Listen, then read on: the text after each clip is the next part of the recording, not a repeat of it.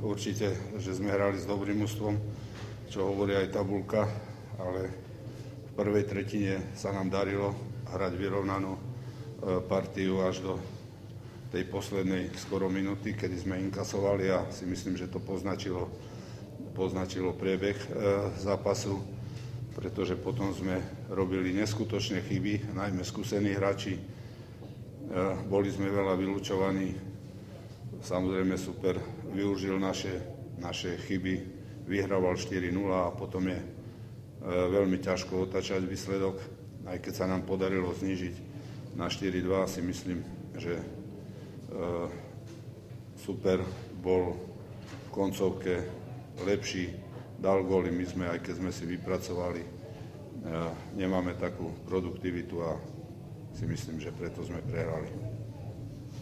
Každý sa snaží svojmu mužstvu to dobre poradiť, ale už je to na hráčov, ako to realizujú a koľko chýb urobia. A my sme ich urobili viac a super ich vylúžil tak, ako som to spomínal a verím, že doma im to vrátime, aj keď sa poznáme.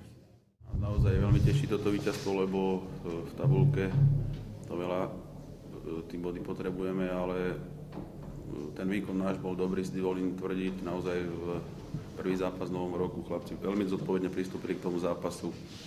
Odviedli kus dobrej práce. Samozrejme, celých 60 minút sa nedá hrať nejaký útočný hokej. Spišská tiež mala šance a si ceníme toto víťazstvo.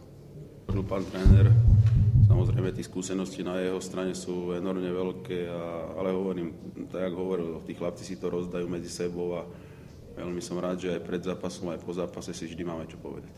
Som rád, že sa uzdravil Albin Podstaviek, samozrejme za Andrejom Kmečom.